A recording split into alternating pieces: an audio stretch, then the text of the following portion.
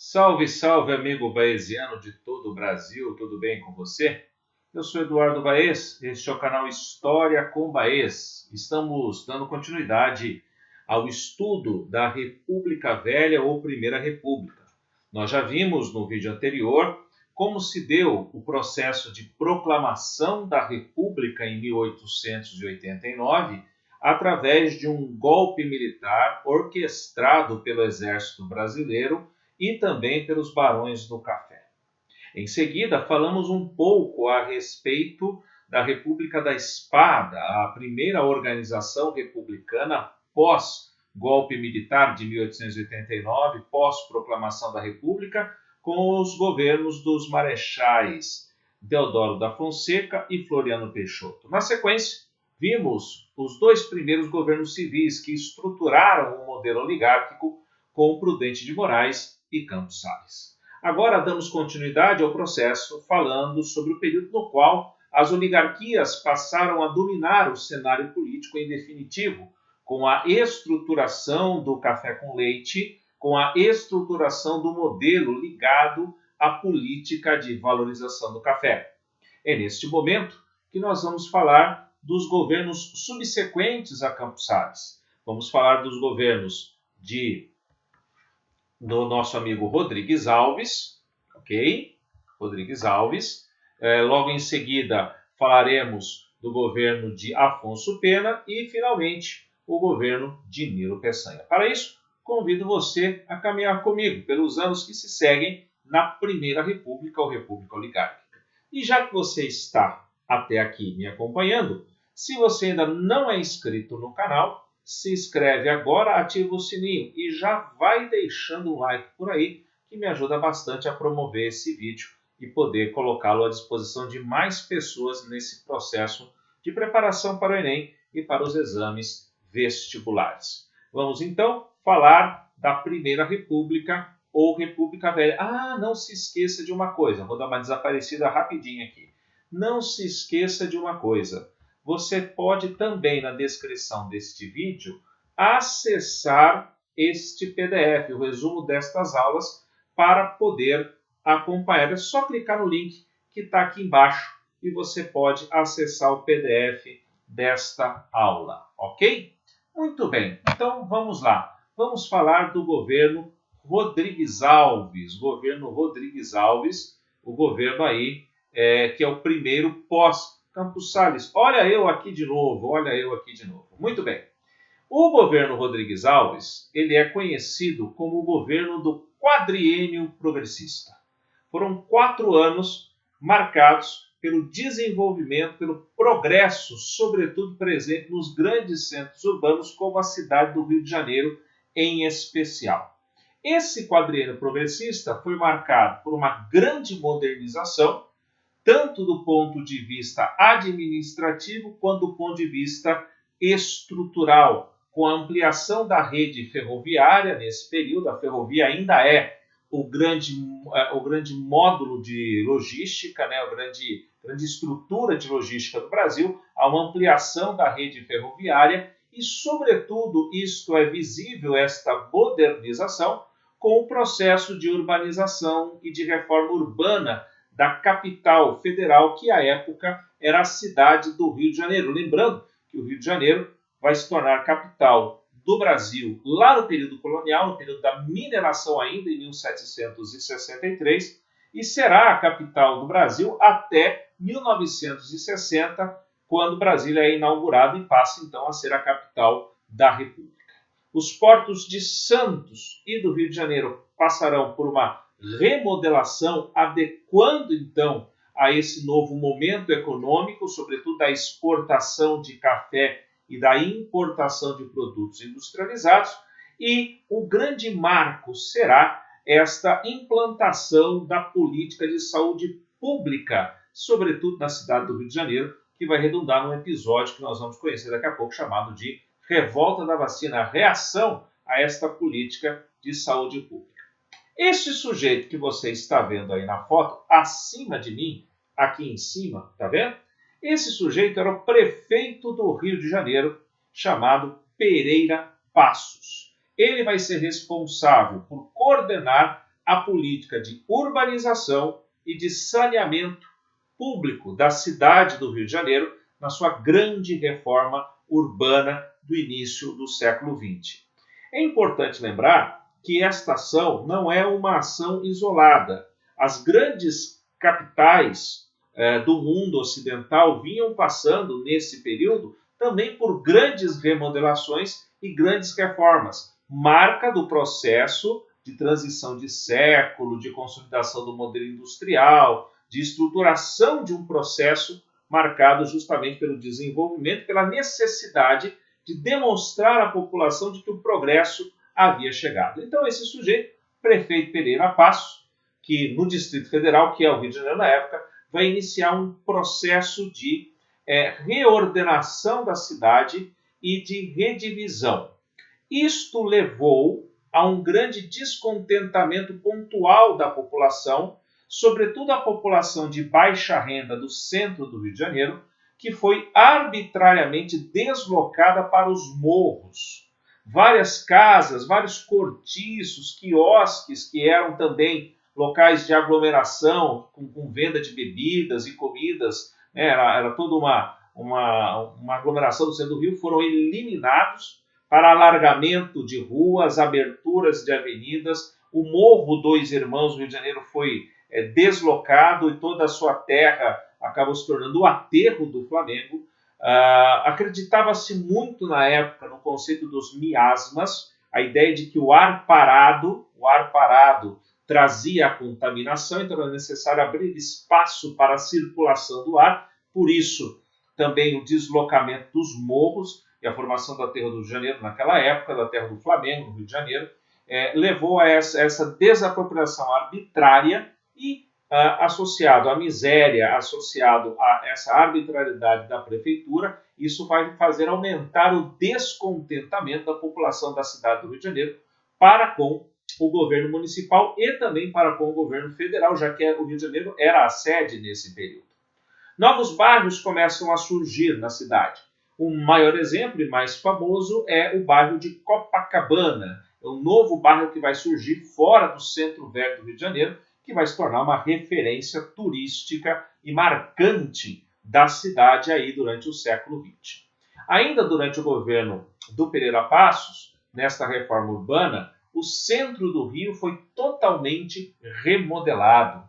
Largas avenidas foram construídas. A população de baixa renda foi toda deslocada para os morros da cidade, dando origem, então, a uma série de moradias insalubres, denominadas de favelas. Então, podemos dizer que temos aqui o processo de favelização do Rio de Janeiro.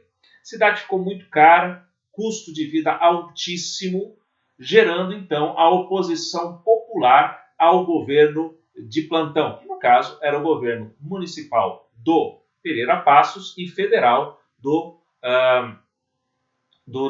Rodrigues Alves, né? Esse outro sujeito que apareceu aqui em cima, olha aqui, ó, esse sujeito que apareceu aqui em cima, é o responsável pela política de saneamento e da saúde pública da cidade do Rio de Janeiro. Nessa reforma urbana, nós vamos destacar a figura do Dr. Oswaldo Cruz.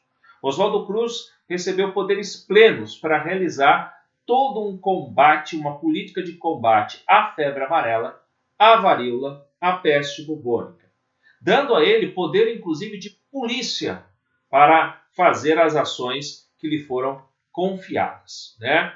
Uma campanha ampla para erradicar os vetores dessas doenças, sobretudo a erradicação do mosquito e dos ratos na cidade do Rio de Janeiro. É uma ampla campanha para desratização e pulverização da cidade com inseticidas a fim de matar os focos de mosquito.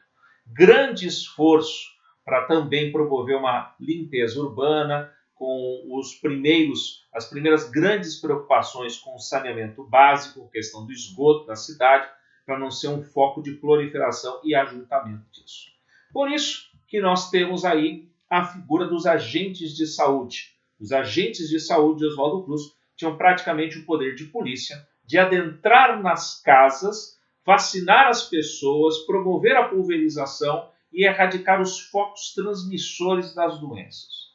Isto, de alguma maneira, levou ao rompimento dos direitos individuais, associado à miséria e ao descaso, mais o autoritarismo dos agentes de saúde.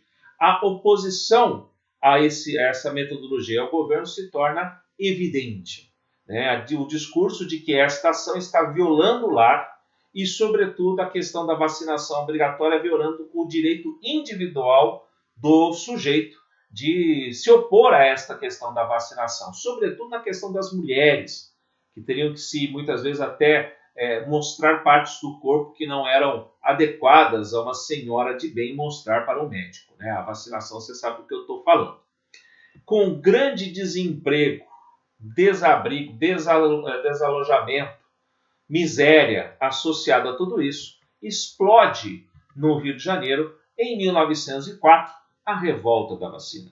A revolta à vacina é uma revolta que tem como pretexto uma reação à vacinação autoritária, mas como causa mesmo é o descontentamento e os protestos contra o alto custo de vida e o governo autoritário do prefeito Pereira Passos e do próprio Rodrigues Alves nessas ações. Toma à frente dos protestos populares o centro das classes operárias, liderados por operários anarquistas e socialistas, secretamente, quase que secretamente, mais ou menos, né, florianistas, que são militares e políticos mais radicais republicanos, se associam e apoiam essas ações com o intuito justamente de desestabilizar e até depor o governo de Rodrigues Alves. O governo federal responde duramente, decretando o estado de sítio, com uma violenta repressão na cidade do Rio de Janeiro, às revoltas e às manifestações contra a vacinação obrigatória, chegando inclusive, nós estamos falando de lutas campais na cidade do Rio de Janeiro. Observe aqui comigo algumas caricaturas de época, eu vou desaparecer um instante aqui, que é para você poder observar com calma. Olha só, quando eu falei da questão das mulheres descobrindo parte do corpo, estou me referindo a esta situação aqui, que era considerada um escândalo. Aqui, uma outra caricatura de época, dois machões conversando, né, em 1904, um falando para o outro, palavra de honra. Palavra de honra, fulano. No primeiro que puser a mão no braço da minha mulher, eu ponho o pé na cara. Olha só a que ponto chegamos, como já diria o motorista, né? Muito bem, o que mais nós temos aqui? Nós temos aqui uma outra imagem de época. Olha só, charges de época. Você observa aqui comigo, veja só, ó, a figura da conferência. Deixa eu pegar aqui o meu apontador laser para a gente poder acompanhar. Então aqui, né, a conferência sinistra da febre amarela, da varíola, né, dizendo como resistir a esse processo. Então, aqui uma charge de duplo sentido. Olha só o que ele diz. O homem pergunta, a senhora já foi vacinada? Ela responde, sim, fui vacinada na noite do casamento, numa alusão à noite de núpcias. E aqui o sepultamento da vacina, né, um mausoléu da Câmara, que a resistência foi muito forte a isso, né? Capas da época também, da revista da semana, capa da época, a República, representada por esta mulher opressora, de porte maior, carregando uma bola de ferro e uma algema, e aqui uma seta que indica a vacina, extremamente dolorosa, em cima da população pobre que implora para não ser vacinada. E aqui uma outra guerra da vacinação obrigatória, né? Aqui as tropas federais, inclusive os agentes de saúde, com as vacinas, e a população resistindo fortemente e violentamente a esta questão da vacinação. Isso leva, então, né, a gente a observar também na questão do governo Rodrigues Alves, que, saindo deste cenário em 1904, nós vamos observar o desenvolvimento da atividade econômica, da chamada política de valorização do café. O café é o principal produto desde o século XIX. Esta política de valorização do café, ela mostra isto nos seus antecedentes. Século XIX, o café vai tornar a balança comercial brasileira favorável e reinserir o país no mercado internacional. Ao reinserir o país no mercado internacional, o café se torna o principal produto a partir daí. Temos, então, a acumulação de capitais e reinvestimento num processo que nós vamos chamar no século XIX de modernização conservadora. E no início do século XX, a superprodução de café marca o processo aí produtivo e da balança comercial. Era necessário, de alguma maneira, garantir que, apesar da superprodução, os ganhos estariam garantidos para os cafeicultores. Desta feita, em 1905 e 1906, nós temos, então, como prática desta política de valorização do café, a assinatura de um acordo entre os cafeicultores e o governo federal, chamado de Convênio de Taubaté. Consistia no seguinte, o Convênio de Taubaté.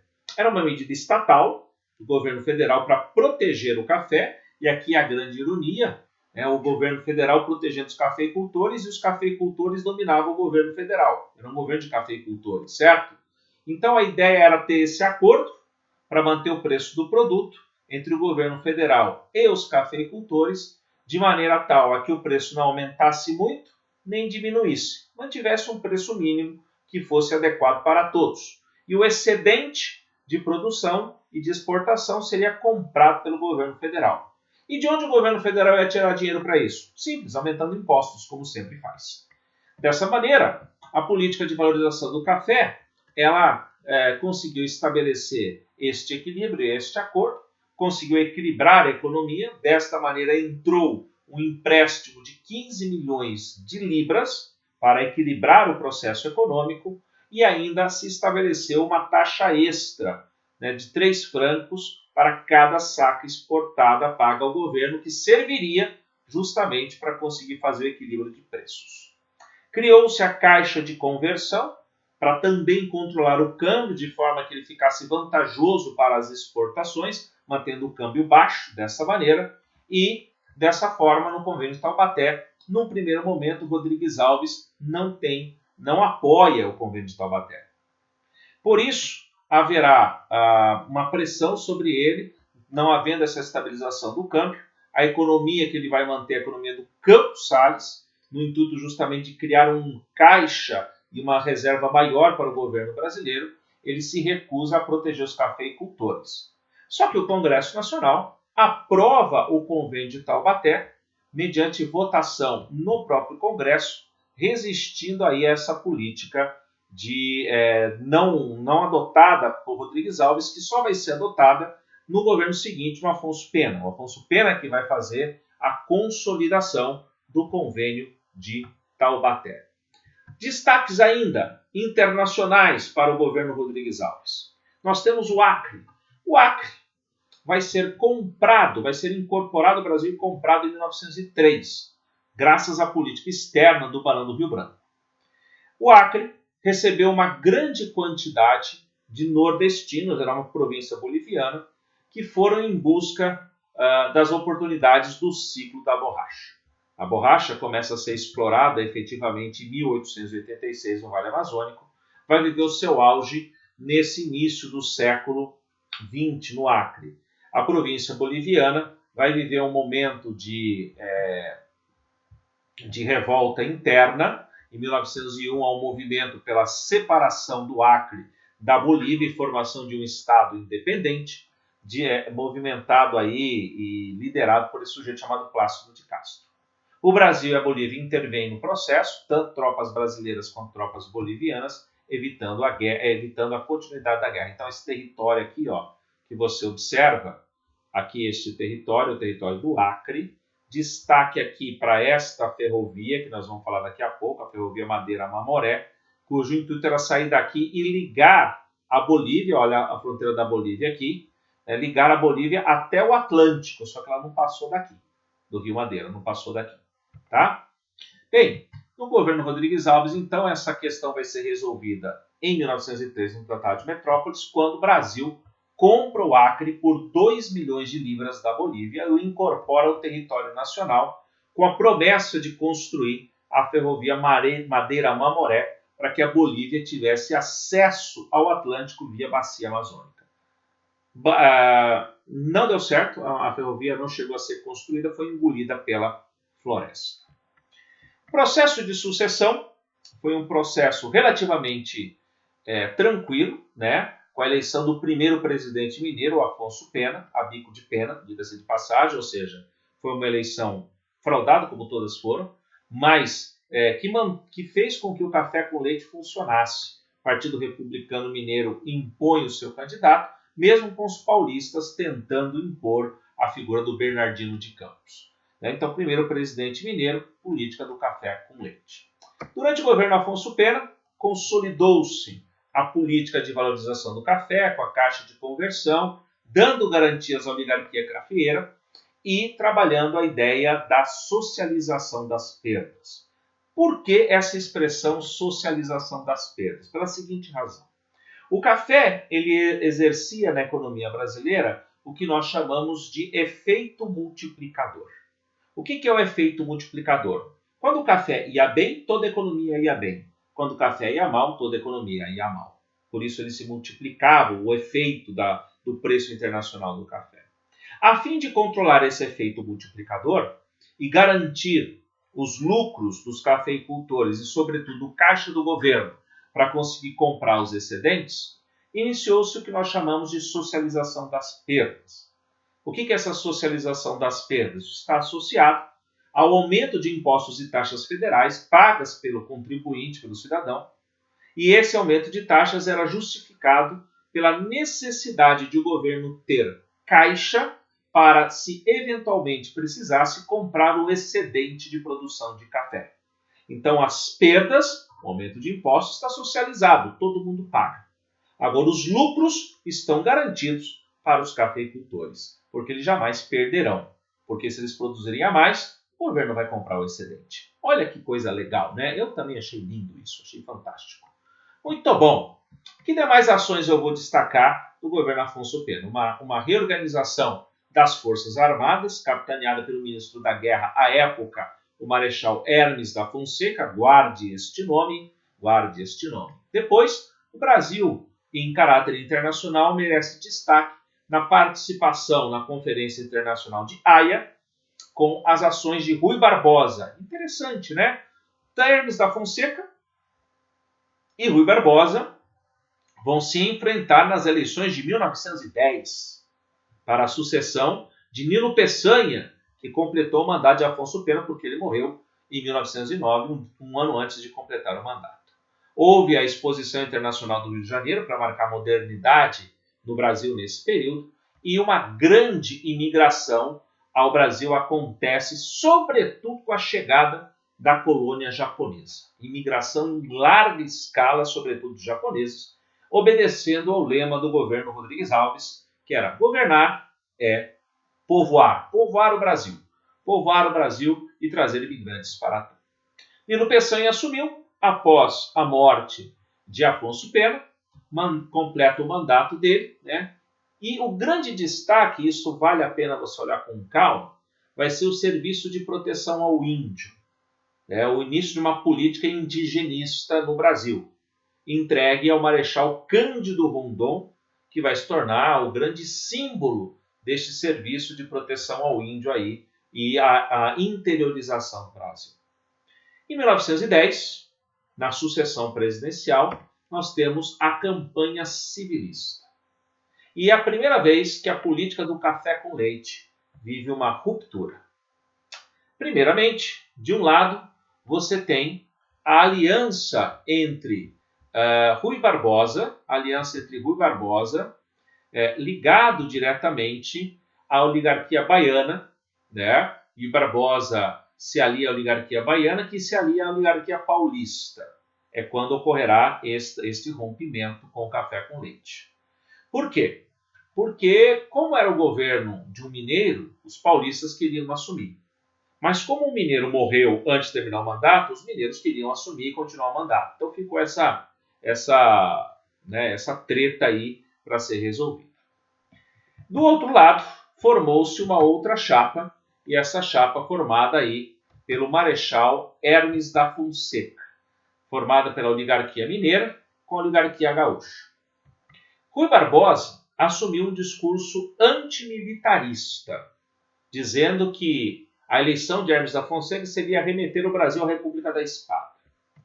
Campanha de Hermes da Fonseca vai dizer, vai apelar para a questão da salvação nacional contra a desordem pública e a instabilidade. Hermes da Fonseca falava em nome da ordem pública e da segurança para a garantia das liberdades individuais. De fato, foi a primeira eleição presidencial disputada da República Oligárquica que terminou com a vitória de Hermes da Fonseca, iniciando um novo ciclo dentro da República Oligárquica, que eu vou falar no próximo vídeo para vocês. Ok? Eu sou Eduardo Baez, este é o canal História com Baez. Mais uma vez, se chegou até aqui, se inscreve no canal, adiciona aí o sininho, inscreva-se no canal, adicione o sininho, baixe o material para você poder participar aí do nosso curso de História do Brasil. Não deixa de me seguir nas redes sociais, aqui embaixo você tem todas as minhas redes sociais para a gente poder interagir, tá bom? Fiquem com Deus, voltamos no próximo vídeo para completar o nosso caminhar pela República Oligárquica, pela Primeira República ou República Velha. Um grande abraço, fique com Deus. Tchau, tchau.